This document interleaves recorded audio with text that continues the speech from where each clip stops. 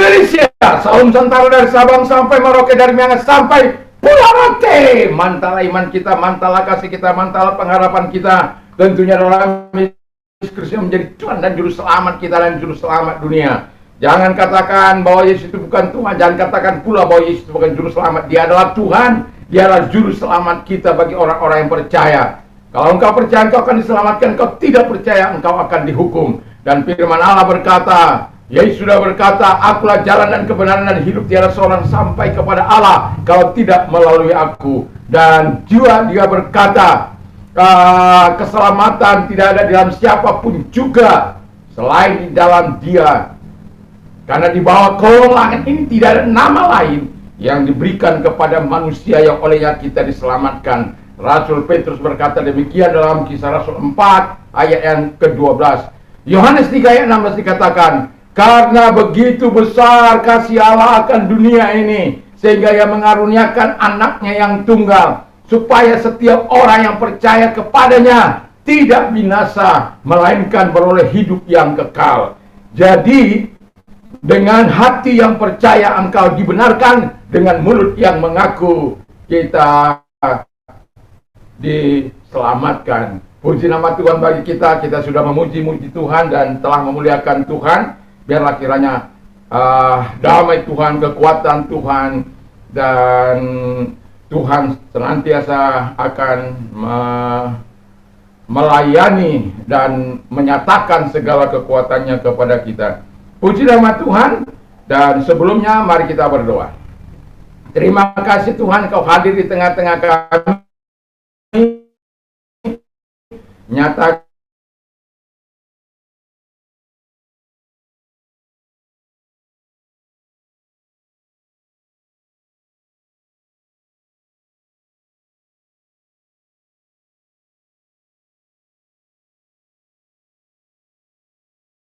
firman-Mu, sehingga dalam hidup kami sehari-hari dapat mengaplikasikan kebenaran firman Allah.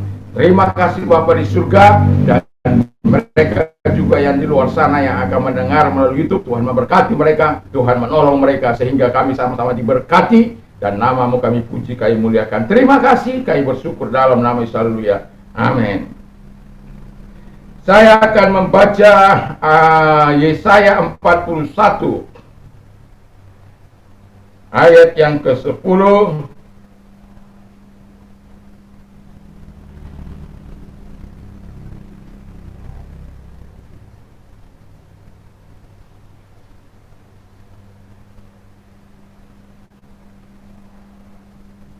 dan ayat 14, tapi Anda nanti bisa baca dari ayat 8 sampai dengan ayat yang ke-20.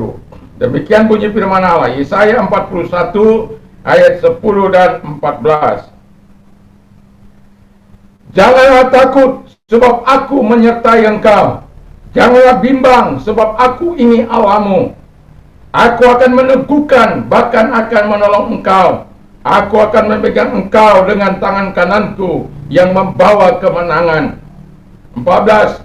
Janganlah takut, hai cacing Yakub, hai si ulat Israel.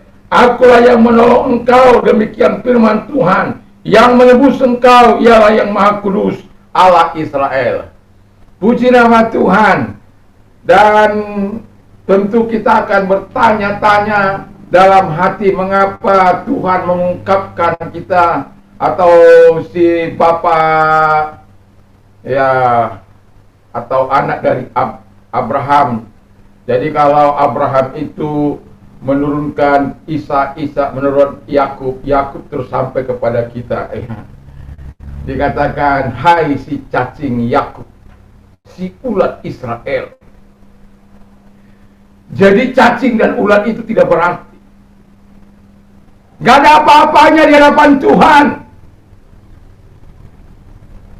Tetapi dengarkan kata Tuhan, bahwa aku yang menolong engkau, aku yang menebus engkau, aku yang membela engkau, aku yang memelihara engkau. Dan itulah bahan diskusi kita di pagi hari ini, di mana Alkitab mengatakan sebagaimana tema akan saya berikan, jangan takut dan bimbang dalam hidupmu. Jadi jangan takut dan bimbang dalam hidupmu. Sekali lagi saya katakan, jangan takut dan bimbang dalam hidupmu. Walaupun dalam keadaan engkau tidak berarti, walaupun dalam keadaan engkau lemah, walaupun engkau dalam keadaan engkau direndahkan, walaupun dalam keadaanmu tidak berdaya saat ini, tapi jangan takut dan bimbang dalam hidupmu. Percaya kepada Allah. Karena apa? Alkitab mengatakan dengan jelas, ada alasan mengapa kita tidak perlu khawatir, tidak perlu takut, tidak perlu bimbang, tidak perlu ragu, tidak perlu sanksi kepada Allah kita yang telah menebus kita semuanya. Alasan yang pertama adalah dikatakan oleh Alkitab, akulah yang menyertai engkau. Jadi kalau Allah yang menyertai kita, seharusnya kepastian itu harus ada dalam hidup kita. Karena Allah menyertai kita. Tapi pertanyaan saya adalah, apakah kita memiliki kepastian yang dari Tuhan itu? Apakah kita memiliki kepastian iman untuk terus berharap kepada Tuhan? Untuk terus bersandar kepada Dia, untuk terus mengandalkan Dia di dalam kehidupan kita. Aku menyertai engkau, hai si cacing Yakub, si ulat Israel. Jadi kalau Dia yang menyertai kita, seharusnya kebergantungan kita kepada Tuhan haruslah menjadi number one. Karena apa? Dia Maha Kuasa. Allah yang menyertai engkau itu adalah Allah yang Maha Kuasa. Allah yang dapat menyatakan segala kuasa pertolongannya bagimu. Allah yang sanggup menghindarkan engkau dari segala malapetaka. Allah yang sanggup menolong engkau dalam segala penderitaan dan kesusahanmu. Allah yang sanggup melakukan hal-hal besar dalam hidupmu. Dan Allah yang sanggup saat engkau dalam penderitaanmu, Allah memberikan engkau kekuatan untuk melewati proses kehidupanmu. Jadi yang mau saya katakan adalah, kalau Allah menyertai kehidupan kita, mengapa kita harus bimbang? Mengapa kita harus takut? Mengapa kita harus ragu kepada penyertaan Allah?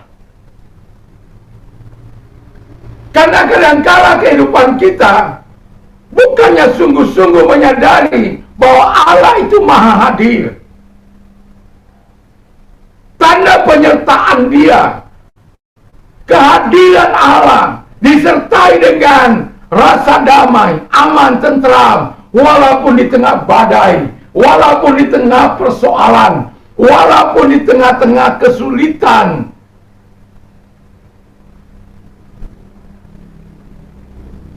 Saya mendengar dari beberapa orang bagaimana sulitnya kehidupan, dan saya juga mengalami. Tetapi saya mau katakan kepada kita bahwa tidak perlu untuk keluar daripada firman Allah. Tidak perlu harus melakukan hal-hal yang tidak berkenan di hadapan Allah. Tidak perlu untuk melakukan hal-hal yang jahat, hal-hal yang tidak berkenan, hal-hal yang keluar dari kebenaran firman Allah, dari perintah Allah, dari kehendak Allah. Seharusnya kita semakin giat dan intens untuk berdoa, walaupun dalam keterbatasan kita. Tetapi ketahuilah, Allah yang Maha Kuasa menyertai engkau. Allah yang Maha Hadir itu menyertai engkau. Allah yang Maha Kudus, kata firman Allah, yang menyertai engkau. Yang kedua, kata firman Allah adalah, akulah Tuhan Allahmu. Jadi kalau kita tahu bahwa Dia adalah Tuhan Allah, ini bukan hanya sekedar mengatakan aku ini Tuhan Allahmu. Bukan. Banyak orang mengatakan dia hanya sekedar mengetahui bahwa akulah Tuhan Allah. Tapi Tuhan mau menyatakan lebih dari sekedar itu. Hubungan akrab kita dengan Dia yang membawa kekuatan baru, yang membawa api Tuhan itu, yang membawa api iman itu, yang membawa api firman itu, yang membawa api Roh Kudus itu di dalam hati kita, dalam hidup kita. Kenapa? Adanya hubungan kita dengan Tuhan, adanya persekutuan kita dengan Tuhan. Aku ini Allahmu.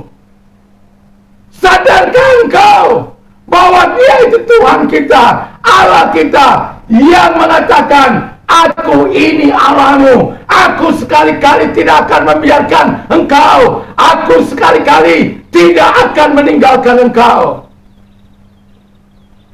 Banyak orang ketika berdoa saja, mulutnya tidak bisa terbuka dengan Tuhan. Banyak orang membaca firman Allah tersembunyi, sementara dalam persekutuan. Iman timbul dari pendengaran firman Kristus. Jadi kalau kita menyadari bahwa Dia itu Allah kita, akulah Allahmu, Tuhan sendiri yang mengatakan. Kalau saya mengatakan Dia itu Allahku, mungkin siapa kamu? Memangnya kamu terlalu hebat? Memangnya kamu terlalu suci? Kita tidak layak menerimanya sebenarnya. Tidak layak menerima kasih karunia. Tidak layak menerima penebusan. Tidak layak menerima segala pembelaan Tuhan. Tidak layak. Tapi Dia katakan, aku Tuhanmu, aku Allahmu yang menyertai engkau, Allah yang Maha Kudus. Jadi ketika Allah menekankan Allah yang Maha Kudus dalam hubungan ini, tidak boleh ada sedikit celah untuk dosa masuk di dalamnya.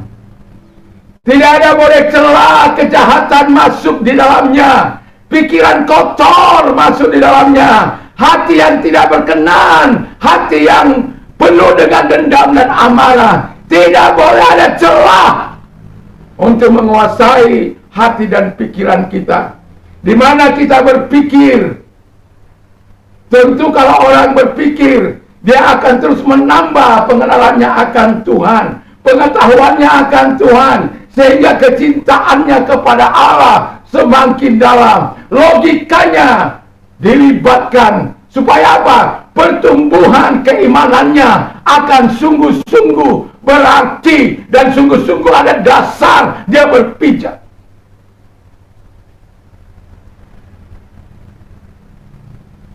Ada kehendak kita. Manusia itu ada pikiran, ada kehendak. Kadang-kadang kehendak kita, kehendak yang tidak mau berhubungan dengan Tuhan, menolak berhubungan dengan Tuhan. Kita lebih suka melakukan kehendak kita atau tidak, kalau tidak melakukan kehendak setan, iblis, penggoda, dan roh najis, roh jahat itu. Mengapa saya katakan demikian? Kita bisa buktikan apakah kita lebih mencintai firman atau tidak, atau mencintai dunia ini. Apakah kita lebih menyukai datang kepada Allah atau pergi ke mall? Apakah kita lebih menyayangi Tuhan daripada menyayangi keluarga kita? Bukan berarti kita tidak sayang keluarga, bukan. Tetapi dia harus number one, supaya kasihmu benar, pengorbananmu benar, ketaatanmu benar. Karena kan kita tahu bahwa setan ini membuat kita melawan kehendak Tuhan. Dengan firman Allah saja ngantuk. Kenapa? Nggak ada roh Allah. Tidak mengikat persekutuan yang indah dengan Tuhan. Mengabaikan Tuhan di dalam hatinya, dalam pikirannya, dalam hidupnya. Lebih suka melakukan kehendak setan. Kehendak setan itu apa? Melawan Tuhan. Melawan orang tua. Melawan pemerintah. Melawan yang lain-lain. Melawan pekerjaannya, sukanya melawan. Kalau dia tidak melawan satu hari, dia akan susah, dia akan stres. Itulah manusia-manusia yang melakukan kehendak Allah, kehendak setan. Makanya kalau orang tidak melakukan kehendak setan, mukanya itu gelisah. Bagaimana supaya orang lain menjadi seperti dia? Kenapa? Yang kedua ada iblis. Oh, jangan dulu, si penggoda lah dulu. Yang kedua itu si penggoda. Dia goda kita melalui orang-orang yang suka melawan itu. Supaya apa? Kita tertinggal. Bayangkan betapa lemah lembutnya si Musa yang senantiasa membela umatnya di hadapan Allah, di mana Allah pernah satu kali berencana untuk memunahkan Israel dan akan melahirkan generasi baru yang datangnya dari Musa. Tapi Musa katakan, tidak Tuhan, bagaimana mungkin kau melakukannya? Engkau sudah membawa kami keluar dari Mesir. Masakan engkau akan binasakan kami di padang gurun ini? Apa kata dunia? Apa kata orang-orang di sekitar kami? Apa kata-kata itu sanggup aku dengar sebagai pemimpin, walaupun engkau melahirkan generasi baru bagiku? Musa tidak mengatakan, iya Tuhan, aku sudah suntuk dengan mereka, aku sudah susah dengan mereka, aku sudah menderita dengan mereka. Bangsa ini, bangsa yang tegar tengkuk, keras kepala, bebal kebal tebal. Tapi Musa tidak melakukan itu. Tapi bangsa Israel terus menggoda. Kenapa? Mereka ingin Musa itu seperti mereka, melawan Tuhan. Dan akhirnya memang Musa terjebak. Haleluya. Tapi bukan berarti Musa tidak diselamatkan oleh Tuhan, bukan. Tapi yang lain-lain itu dibinasakan di padang gurun, yang tidak sampai kepada tanah perjanjian. Musa masih bisa melihat tanah perjanjian, karena sudah ada di perbatasan, dia disuruh naik ke Gunung Nebo. Harun juga tidak sampai. Kenapa? Adanya penggoda-penggoda yang melakukan kehendak setan itu. Waspadalah orang-orang muda, supaya engkau tidak menjadi penggoda untuk kehancuran keluargamu, untuk kehancuran familimu. Waspadalah terhadap rayuan setan ini, godaan setan, supaya engkau tidak menjadi pelawan.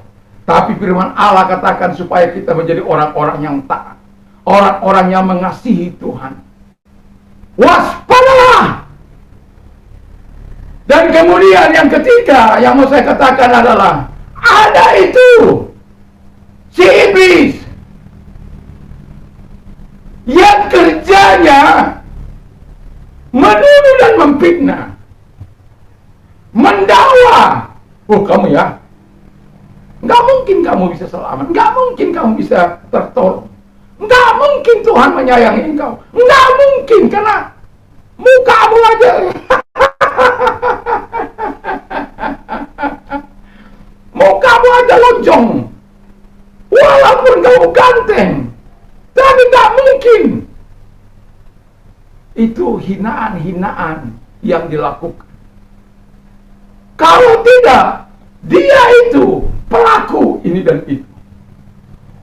Sebagai hamba Tuhan, saya sudah kenyang mengalami godaan, mengalami penentangan, mengalami fitnahan-fitnahan, baik langsung maupun tidak langsung. Tapi saya bersyukur bahwa Tuhan tetap memampukan saya, karena saya tahu Dia Allah yang menyertai. Dia Allah Tuhanku, di mana aku membangun persekutuan saat-saat saya tidak berdaya, karena Dia Tuhanku. yang akan terus menolong, yang akan mengeluarkan dari segala penderitaan. Dan Alkitab katakan, aku Tuhan yang menebus engkau. Baca firman Allah, cintai dia. Ini kalau firman Allah, kalau nggak disuruh baca firman Allah, nggak baca firman Allah, tidak akan memperkatakan firman Allah. Dan yang terakhir yang dikerjakan oleh setan itu, yaitu roh najis, roh jahat. Sedikit porno.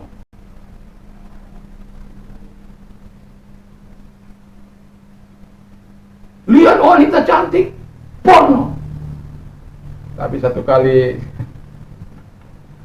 ada seorang pendeta mengatakan begini, saudara-saudara yang kekasih dalam Tuhan Yesus Kristus, katakan kepada sisi kirimu, sisi kananmu, bahwa engkau cantik. Sebenarnya kalau orang ini mengerti maksud daripada khotbah si pengkhotbah, dia tidak akan mengatakan, lalu dikatakan, katakan kepadamu cantik. Dia langsung berdiri instruksi kepada Pak Pendeta. Pak Pendeta, mohon maaf, apakah Pak Pendeta mengajari kami untuk tidak jujur? Karena kebetulan yang di depannya, yang di sampingnya ini jelek.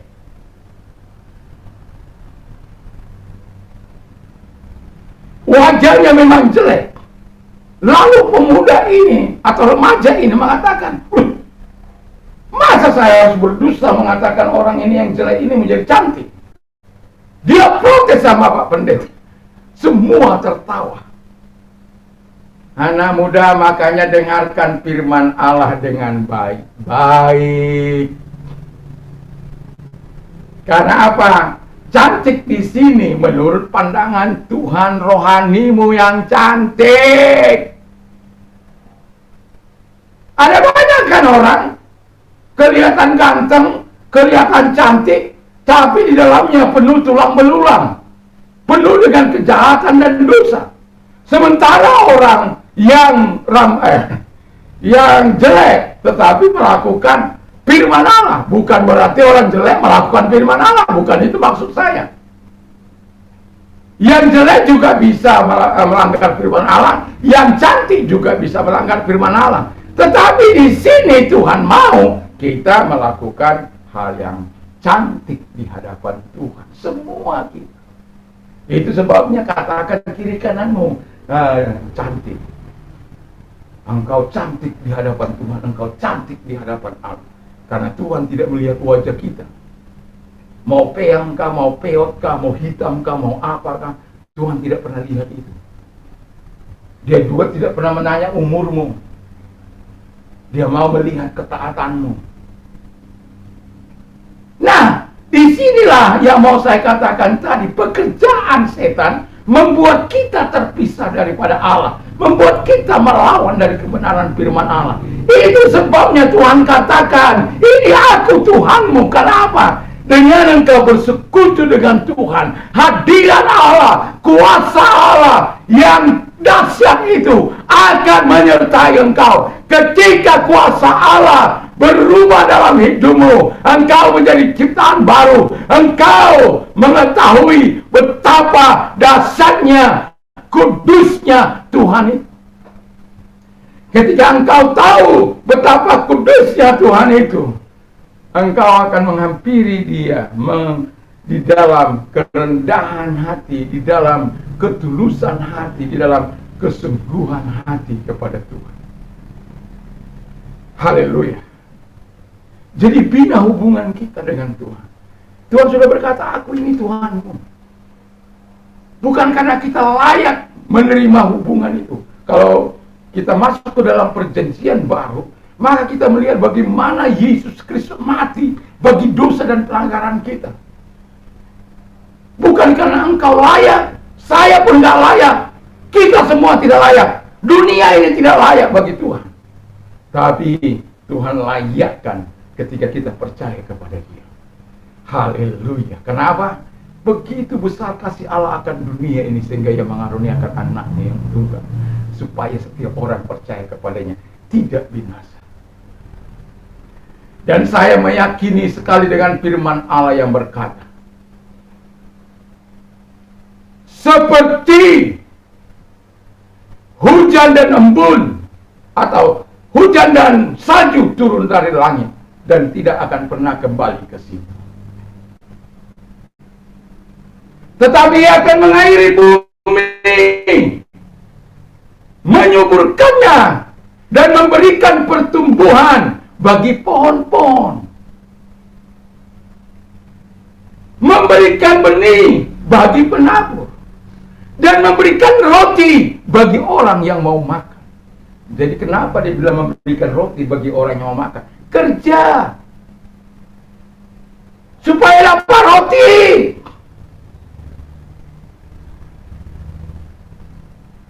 Memberikan roti bagi yang mau makan.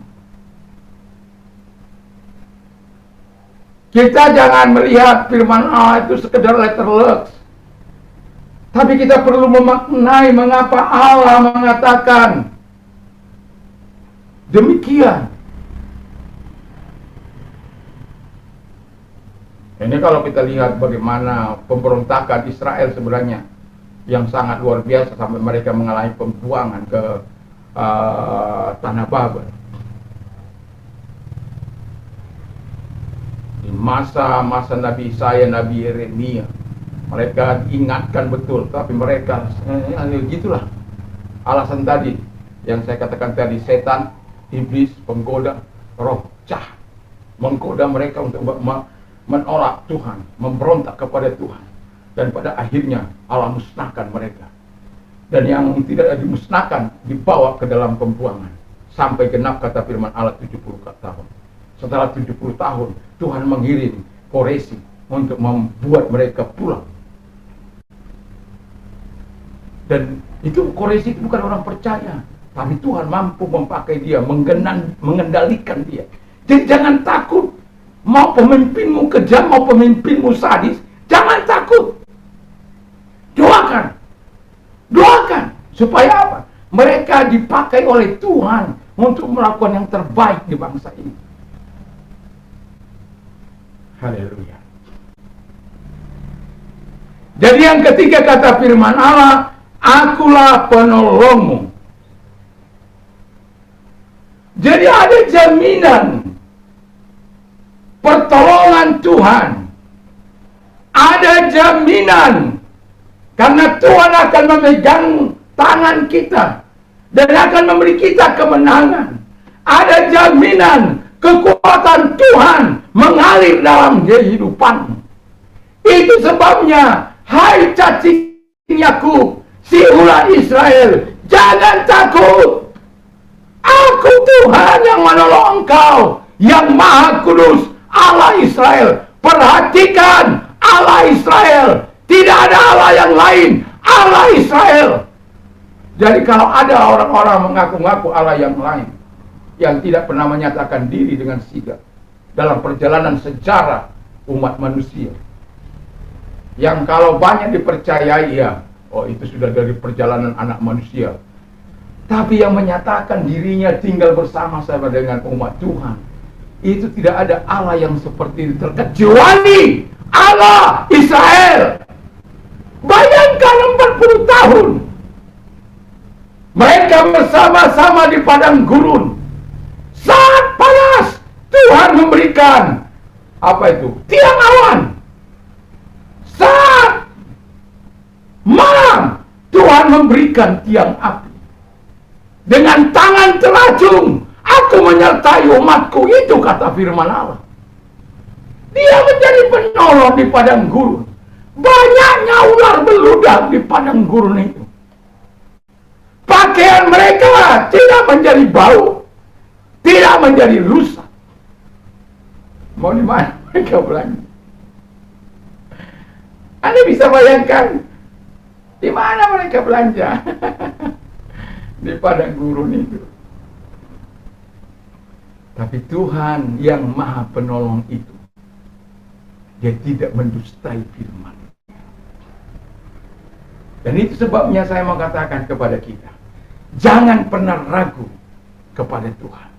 Kalau Tuhan katakan jangan takut, jangan bimbang, jangan khawatir, jangan ragu, percaya saja, percaya dapat, pasti dapat. Itu moto guru kami, guru iman kami, Pak Ishak Leo Santoso. Banyak berdoa, banyak berkat.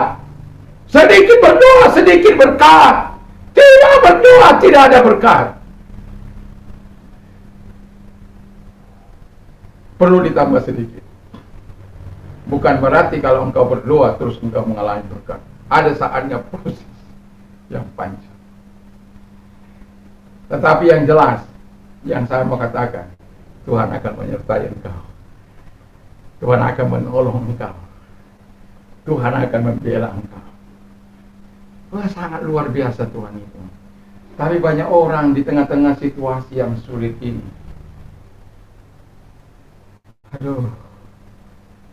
orang-orang bukan menguatkan dirinya datang kepada Tuhan. Orang-orang bukannya menyandarkan diri datang kepada Tuhan, bukan memperkatakan firman Allah. Oh ya, yang tadi belum saya sambung.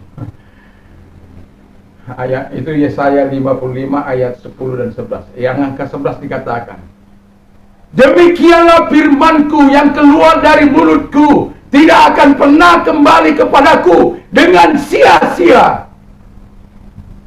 tetapi ia akan melaksanakan apa yang kuperintahkan kepadanya dan akan berhasil dengan apa yang kusuruhkan kepadanya. Wow. Jadi firman Allah itu disuruh datang kepada kita supaya kita melihat kebaikan Tuhan. Itu sebabnya kita tidak perlu khawatir. Serahkan, kalau engkau khawatir, serahkan pada Tuhan. Kalau engkau takut, serahkan pada Tuhan. Jangan kau makan sendiri takutmu itu. Jangan kau kunyah sendiri. Kasih sama Tuhan. Tuhan sudah katakan, malah kepadaku, hai kamu yang letih lesu dan beban berat, aku akan memberikan kelegaan bagimu. Dia cuma bilang, pikul aku dan belajarlah kepadaku, sebab aku lemah lembut dan rendah hati, dan jiwamu akan mendapatkan ketenangan. Jadi kalau jiwa kita mendapatkan ketenangan, itu sebabnya perlu kita memperkatakan firman Allah itu setiap hari dalam hidup kita. Karena saya menyadari bahwa kekuatan firman Allah di saat-saat yang sangat genting sekalipun. Aduh, kalau bukan firman Allah, kita bisa buatnya putus asa melihat situasi kehidupan saat ini.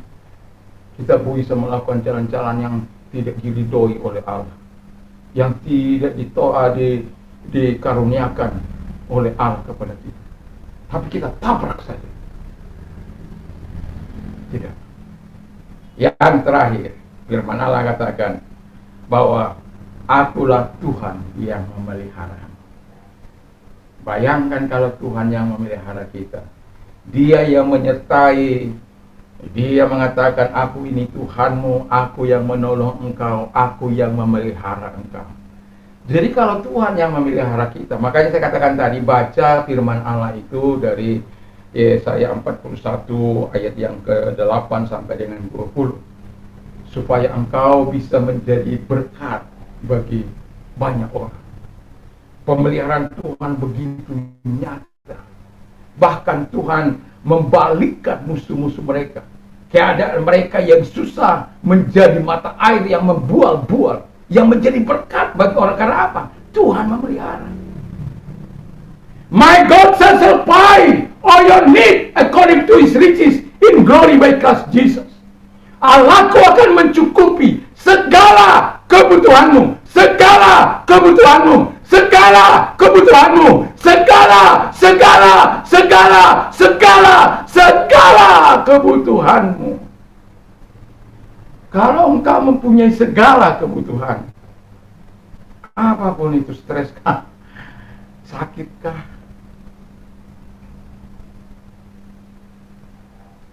soal makan minum kah, Alkitab katakan kerajaan bukan soal makan dan minum, tapi soal damai sejahtera, soal kebenaran dan sukacita dalam Roh Kudus. Dan dia juga berkata, carilah dahulu, itu dalam Roma 14 ayat 17, carilah dahulu kerajaan Allah dan kebenarannya, maka semua akan ditambahkan kepadamu. Kesusahan sehari cukup untuk 1 hari, jangan tambah-tambah. Itu Matius 6 ayat 33. Ada banyak orang menambah-nambah, belum lagi sampai di ujung sana udah ditambah persoalannya. Akhirnya peot bengkok, nggak kuat. Padahal bukan karena dia sudah sampai di sana kekhawatirannya itu. Serahkan aja. Hari demi hari Tuhan memberikan kita kekuatan. Hari demi hari Tuhan menjamin kita. Itu sebabnya Tuhan katakan, baca firman Allah itu tiap-tiap hari. Perkatakan firman Allah itu tiap-tiap hari.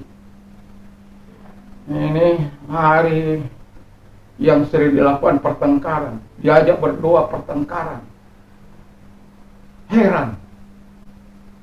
Bukan melakukan kehendak Allah dengan ikhlas, dengan sukacita.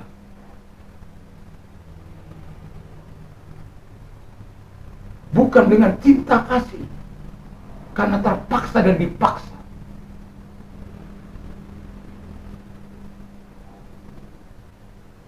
Kalau orang yang dipaksa dan dipaksa itu nggak akan mungkin rela berdoa malam itu. Nggak akan mungkin. Karena apa? Nggak suka untuk menyelaraskan hati dengan Tuhan. Saya sadar kemampuan saya memang tidak seberapa. Saya bilang kepada istri saya, kuatkah saya menghadapi doa malam? Karena Sabtu yang lalu saya tidak doa malam, walaupun Jumatnya saya doa malam. Tapi biasanya kalau malam-malam Sabtu ke Minggu itu saya mengambil untuk doa malam.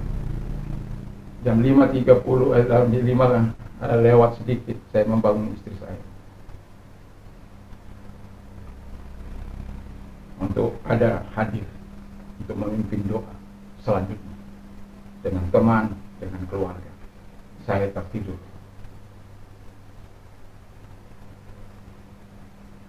Kenapa? Kita sadari betapa dalam keadaan apapun Allah sanggup memelihara kita.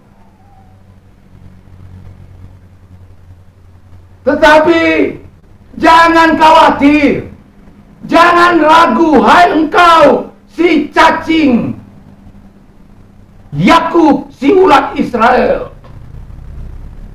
Si Yakub itu penipu, si ulat itu yang diberkati.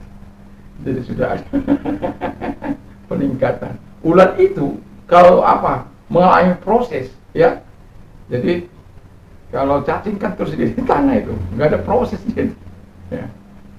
Tapi kalau ulat itu, kalau dia sudah mulai proses, dia seperti kupu-kupu. Dia bisa terbang kemana-mana, mencari madu, bukan bukan madu, maksud saya madu orang-orang laki-laki. Enak punya madu, enggak. Orang percaya tidak boleh punya madu. Orang percaya tidak boleh kawin lagi kalau pasangannya masih ada. Bertobat. Itu sebabnya Tuhan katakan, berikan pengampunan, kasih Tuhan cukup bagimu. Oh ini baru salah sedikit, istri suami minta cerai, enggak cocok. Memangnya ada kita yang cocok? Memangnya kita ada seperti bau dan rat? Itu sebabnya Tuhan memberikan kita kasih, di mana kita bisa melihat pasangan kita dengan penuh cinta kasih, dengan apa adanya, bukan ada apanya. Kalau apa adanya, kita bisa, ya sudahlah, memang begitu istri. Dia sudah pasangan yang Tuhan anugerahkan. Ya semoga ada kekurangan-kekurangan saya, dia perlengkapi saya. Nggak ada kita yang sempurna. Nah kalau ada kesalahan, ada pengampunan. Tidak ada ampun bagimu. Engkau sudah menyakiti hatiku. Sakitnya itu di sini.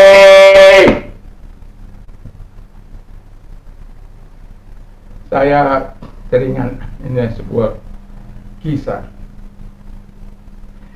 di mana perempuan ini dia menikah dengan seorang yang tidak dicintainya. Saya sudah pernah katakan ini. Lalu kemudian suaminya katakan, kamu harus begini, bangun jam 5, jam 6 kamu harus sediakan makanan minuman di hadapan, di meja, supaya nanti saya makan lalu saya bisa kerja. Dia lakukan itu bertahun-tahun. Tapi Tuhan memanggil lelaki ini lebih dulu, dan dia seorang diri. Lalu kemudian ada seorang yang mencintai dia, mengasihi dia, dan dia juga sangat mencintai, dan mereka kemudian menikah. Nah, ketika mereka menikah, dia tetap melakukan pekerjaan yang sama. Dia tetap melakukan apa yang seperti yang dilakukan terhadap suaminya yang lalu. Jadi tiba-tiba dia menemukan sebuah surat yang aturan-aturan yang sudah disurati oleh istri suaminya yang almarhum. Begini, bangun pagi begini, setelah itu kau begini, cuci piring, cuci ini, apa ini, dan macam-macam sudah. Tapi Tuhan anugerahkan dia kebaikan. Ya. Akhirnya Tuhan menolong dia. Ada suami yang mencintai, dan kemudian dia melakukan, tapi dengan cinta, dengan kasih, dengan pertolongan yang begitu luar biasa. Wow! Jadi kalau kita menyadari pemeliharaan Tuhan, nggak usah dong dengan segala pertengkaran. Saya tahu ada keluarga yang bercerai oleh karena masa-masa sulit. Saya tahu ada keluarga yang rela dilarikan orang karena apa? Masa-masa sulit. Saya tahu ada keluarga yang pergi melarikan diri untuk menikah dengan orang lain hanya karena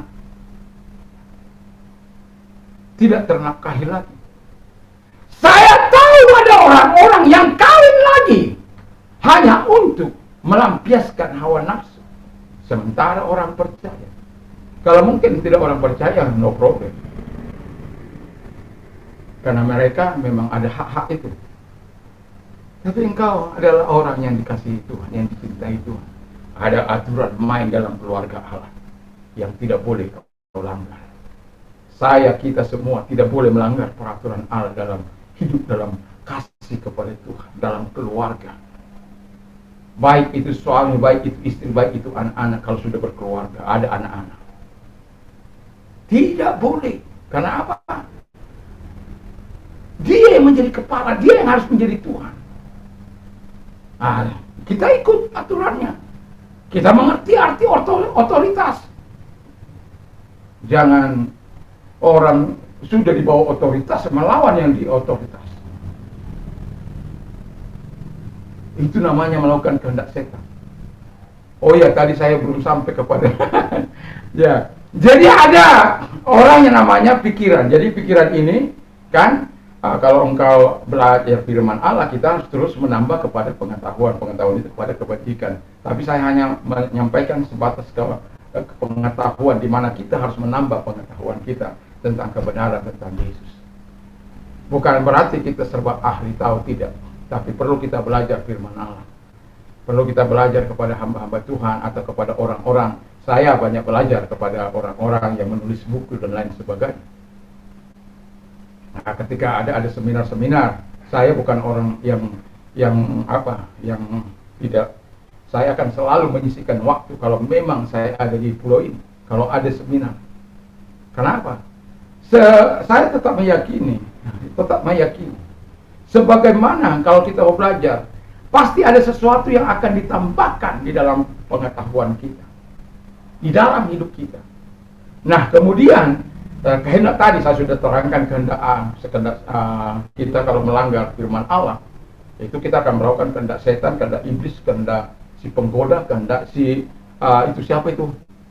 Si roh jahat. Lalu kemudian ada perasaan. Nah, ini yang mau saya bilang. Ketika kita melakukan kebenaran firman Allah dengan akal pikir kita, dengan logika kita, yang betul-betul kita serahkan kepada Allah, kemudian kita melakukan kehendak Allah, perasaan kita itu menjadi enjoy, menjadi senang.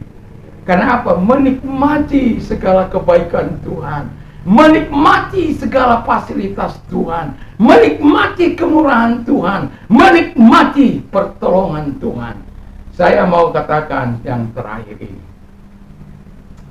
Jadi kita tidak perlu takut ataupun bimbang dalam menghadapi kehidupan ini. Ingatlah selalu Tuhan. Jadi kalau engkau lagi susah, lagi bimbang, lagi khawatir, lagi takut, lagi tidak percaya, lagi menderita, ingatlah Tuhan. Tuhanmu itu sanggup menolong engkau, menyertai engkau. Dia mengatakan, aku ini Tuhanmu, aku Tuhan yang menolong, aku Tuhan yang memelihara, aku Tuhan yang memberikan kekuatan. Ingat dia. Lalu kemudian sebenarnya ini yang saya katakan, kita tidak patut menerima semua ini. Semua apa itu? Itu tadi itu. Bayangkan kita menjadi manusia yang disertai oleh Allah. Terus kemudian Tuhan mengatakan, ini loh aku. Enak sekali kamu. Lalu aku yang menolong engkau. Enak sekali kamu. Lalu aku melihat kamu. Memangnya kamu siapa?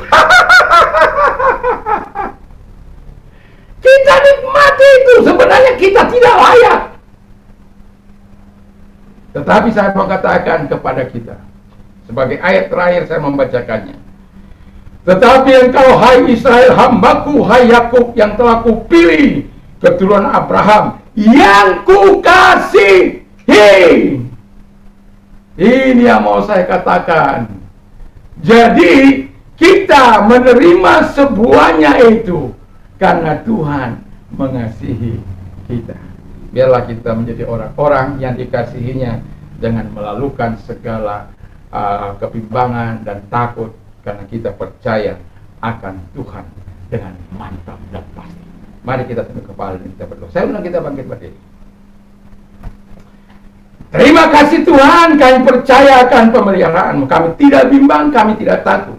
Sebab Allah kami Allah yang besar, Allah yang maha kuasa, Allah yang dahsyat, Allah yang maha tahu dengan keadaan kami. Dan Engkau yang berkata, aku menyertai Engkau, ini aku Tuhanmu yang menolong Engkau, dan aku juga percaya Engkau yang melihara kami, mengeluarkan kami dari segala penderitaan dan kesusahan kami. Tapi Tuhan Yesus, kami terus mau berharap kepadamu, supaya Engkau terus menyertai kami, terus memberkati kami, terus menolong kami. Dan karena kami tahu hanya Engkau penolong yang sejati dalam hidup ini. Dan kami juga berdoa bagi mereka-mereka yang sakit. Kami tetap yakin dan percaya kepadamu Tuhan. Saat di sini kami berdoa, di sana, di luar sana, atau di tempat ini, Tuhan mampu menjamah mereka apapun sakit penyakit mereka, karena kami punya Allah yang besar, Allah yang dahsyat, Allah yang perkasa. Dan kalau engkau orangnya yang mau didoakan, angkat tangan kananmu mengarah kepada Tuhan, dan kemudian taruhkan di tempat yang sakit. Kalau bukan engkau yang sakit tapi keluargamu, tumpangkan tangan atas saudaramu atau keluargamu itu. Kita akan berdoa. Terima kasih Bapa di surga. Allah yang kami sembah adalah Allah yang tidak mengenal jarak, ruang maupun waktu. Saat di sini kami berdoa, di mana-mana Allah berkarya untuk menjamah mereka-mereka yang percaya terhadap firman-Mu, yang percaya akan kuasa kesembuhan-Mu. Di dalam nama Yesus, segala sakit penyakit yang mereka derita, apapun sakit penyakit itu, di dalam nama Yesus, Engkau yang menjamah mereka, Engkau yang menolong mereka. Mujizat-Mu tidak berubah, kuasa-Mu tidak berubah, pertolongan-Mu tidak berubah bagi mereka. Terima kasih. Atau ketika Engkau berkata Engkau sembuh, maka mereka akan sembuh. Begitu dahsyatnya Tuhan itu. Yakin dan percaya kepada Dia. Kalau engkau dalam keadaan susah, menderita, saya mau katakan kepadamu, Tuhan ahli dalam membuat pertolongan. Percayai firman Allah. Percayai firman Allah yang baru kita dengar. Allah bukan Allah yang bermain-main. Kalau engkau mau melihat sejarah perjalanan bangsa Israel sampai hari ini, bagaimana Tuhan memelihara kekasih-kekasihnya sampai zaman ini, Israel tetap menjadi bangsa yang diberkati dan dikasihi oleh Tuhan. Jadi Allah tidak akan pernah mengabaikan firman-Nya yang dipercayai setiap orang-orang yang percaya kepada Dia. Dan kalau engkau yang percaya kepada Tuhan, angkat kedua belah tangan dan nantikan pertolongan dan kemurahan Tuhan. Mari kita berdoa. Kau lihat tangan-tangan yang diangkat kepadamu Tuhan, di dalam nama Yesus. Engkau yang berkata, marilah kepadaku hai kamu yang letih lesu dan beban berat, aku akan memberikan kelegahanmu. Dan engkau juga yang berkata kepada kami Tuhan Bapa di surga, kalau kami mengenal namamu, mengasihi engkau, ketika kami berdoa engkau menjawab kami yakin Bapa di surga. Itu sebabnya kalau ada di antara kami, di antara pendengar yang belum Tuhan mengasihi engkau, yang belum mengenal engkau Allah yang maha hadir, Allah yang maha kuasa, Allah yang maha suci, Allah yang maha kekal, datang kepada mereka dan tolong mereka Tuhan, sehingga mereka akan menikmati pertolongan Tuhan. Di dalam nama Yesus, datanglah kebaikanmu, datanglah pertolonganmu, datanglah kemurahanmu bagi mereka di dalam nama Yesus. Sehingga sebagaimana yang kau katakan, berserulah kepadaku pada waktu kesesakan, aku akan meluputkan engkau dan engkau akan memuliakan aku. Kami mau engkau luputkan kami semuanya dan kami memuliakan engkau karena perbuatan-perbuatanmu yang besar. Karena engkau berkata kepada kami, tetapi kamulah bangsa yang terpilih, imamat yang rajani, bangsa yang kudus, umat kepunyaan Allah sendiri, yang telah memanggil kamu keluar dari kegelapan kepada terangnya yang ajaib, supaya kamu memberitakan perbuatan-perbuatan yang besar dari Dia. Terima kasih Tuhan, terima kasih Yesus, terima kasih Roh Kudus, terima kasih Bapa. Terima kasih buat pertolongan-Mu. Dan kalau engkau yang mendengar, yang digugah oleh Tuhan untuk menerima keselamatan, kalau engkau orangnya dimanapun engkau, Tuhan tahu hatimu. Kalau engkau orangnya, mari kita berdoa. Angkat kedua belah tanganmu, menyerahkan diri dan ikuti doa saya. Tuhan Yesus, saya sadar saya orang berdosa. Saya mengakui segala dosa dan kejahatan yang pernah aku lakukan.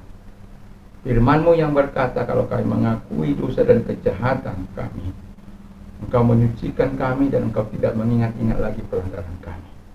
Bahkan darah-Mu yang kudus akan menyucikan kami, membasuh kami menjadi putih seperti salju. Terima kasih Tuhan buat semua perbuatan-Mu. Dan karena kami sudah mengakui segala dosa dan kejahatan kami, maka kami menjadi warga negara, kami menjadi ahli waris. Terima kasih, terima kasih. Haleluya, haleluya, haleluya. Dan kalau engkau orang-orang muda yang sedang mau mencari pekerjaan, percayalah, jangan dukakan Tuhan melalui perlawananmu kepada orang tua. Jangan buat Allah bersedih melalui pemberontakanmu kepada orang tua, melalui godaanmu kepada orang tua. Ingat, berkat pertama datang dari Tuhan. Itu sebabnya Tuhan mau mengatakan kepada kita taat. Dan berkat kedua datang dari orang tua. Itu sebabnya Tuhan mengatakan, hormatilah orang tuamu, supaya panjang umurmu di negeri yang Tuhan berikan kepadamu. Dalam Efesus 6 ayat yang kedua, supaya engkau diberkati apapun dalam usaha dan pekerjaan. Dan kalau belum, Tuhan akan membuka jalan bagi. Tapi ingat, ketaatan kepada Tuhan itu number one. Dan ketaatan kepada orang tua itu karena bagian kita melakukan dari kehendak Allah, bukan melakukan kehendak setan. Jangan kita katakan, aku berkata, aku melakukan kehendak Tuhan, sementara kita mengikuti kehendak kita, kehendak setan untuk melawan orang tua, hanya karena kita mengalami teguran, nasihat, dan ingatan. Terima kasih Tuhan, kami berdoa kepada orang-orang muda, supaya mereka orang muda yang hebat, seperti Sadrak, Mesak, Abednego, yang betul-betul menikmati kehidupan ini, yang takut akan Tuhan, penghargaan sepenuhnya diberikan kepada Tuhan, sehingga kami telah melihat bagaimana mereka diberkati oleh Tuhan, dan sekalipun ada kesempatan untuk menolak Tuhan dalam kehidupan mereka, untuk mempertahankan jabatan mereka, tapi mereka lebih baik kehilangan jabatan itu, bahkan kehilangan nyawa mereka. Bahkan mereka berkata, kalau Tuhan yang kami sembah itu tidak mampu menolong kami, ketahuilah Tuanku Raja, kami sekali-kali tidak akan menyembah patung buatanku Raja. Jadi jelas bahwa orang-orang yang mau diberkati oleh Tuhan akan terus bertahan di dalam kebenaran firman Allah, sekalipun taruhannya nyawa mereka. Terima kasih kepada orang-orang muda, supaya mereka menjadi orang-orang yang tangguh. Ketika mereka diberi amanah kelak, mereka akan melakukan tugas dan tanggung jawab mereka. Masyarakat, bangsa, dan negara kami ini diberkati dari Sabang sampai Merauke. Dan presiden kami yang Prof. Insinyur Jokowi dan Prof. Amin, kami doakan yang akan berakhir di bulan 10 yang akan datang, tanggal 20. Kami doakan supaya transisi kekuasaan ini boleh berjalan dengan baik, dan yang akan melanjutkan, kami tetap berdoa itu Pak Presiden Prabowo dan Gibran, Tuhan memberkati mereka, Tuhan menolong mereka, supaya mereka tetap diberkati oleh Tuhan, dan membawa Indonesia ini jauh lebih maju di dalam keterpurukan ekonomi hari-hari ini Tuhan, di dalam kesusahan ekonomi hari-hari ini. Kami berdoa kiranya Tuhan, biarlah pemerintah kami dapat menangani baik yang saat ini maupun yang saat yang akan datang, semua dapat ditangani dengan baik sehingga memberikan kemajuan ekonomi. Namamu kami puji, kami muliakan, dan kami tinggikan Engkau dalam hidup ini. Terima kasih Bapa di surga, kami sungguh bersyukur, semuanya kami diberkati oleh Tuhan. Sekarang terimalah berkat damai sejahtera daripada Tuhan Yesus Kristus, kecintaan Allah Bapa dalam surga, persekutuan kuat kuasa Roh Kudus menyertai mulai saat ini sampai Maranatha. Dalam nama Yesus, haleluya. Amin.